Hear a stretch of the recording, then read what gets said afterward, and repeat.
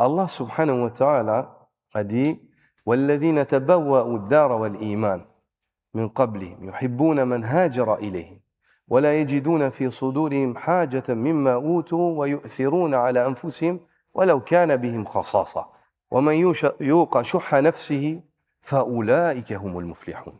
Allah Azza wa Jal dit quant à ceux qui étaient déjà établis dans la demeure et dans la foi avant, les Ansar, et ils aiment ceux qui ont émigré vers eux et ne ressentent dans leur cœur aucune envie à l'égard de ce qui leur a été accordé. Ils donnent même la préférence aux autres sur eux-mêmes, combien même ils seraient eux-mêmes dans le besoin. Et quiconque est préservé de l'avarice de son âme, ceux-là sont les véritables réussissants. Ceux-là sont ceux qui réussissent véritablement. Ici, il s'agit des Ansar. La cause de la révélation de cette ayah, il y a plusieurs asbab qui sont évoqués. L'une d'entre elles, quand les contrées de Bahreïn, elles ont été ouvertes, le prophète sallallahu alayhi wa sallam a donné aux Ansar certaines contrées, certains terrains.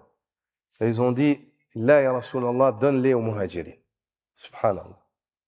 Regarde ça. C'est comme si on vient, on te dit, tu prends ça, tu dis, non, donne à mon frère.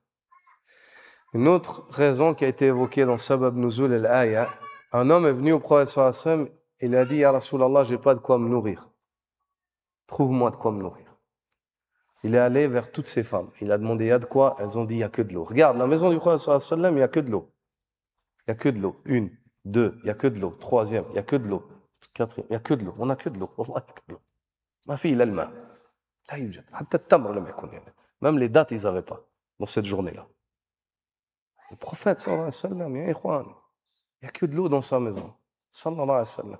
Les lunes, elles passaient, et le feu, lam tush'al an-nar fi bayti an-nabi sallallahu alayhi wa sallam. Les lunes, al-ashhur, al-ahilla, tatanawab. Le feu, il n'était pas allumé. Wa kana ta'amuhum al-aswadan. Et leur nourriture, c'était les dattes et l'eau.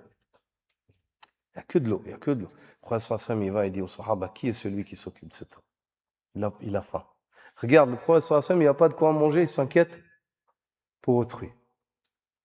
Dans sa maison, il n'y a pas de quoi manger. Il ne dit pas, qui me trouve à manger pour mes femmes? Il dit, qui est celui qui s'occupe de cet homme?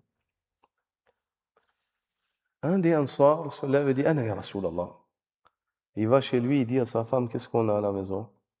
Elle dit, juste un peu de pain pour les enfants, les petits-enfants, pour qu'ils mangent ce soir. Un petit bout de pain pour les enfants. Il dit, chut, quand l'invité va rentrer, éteins les lumières.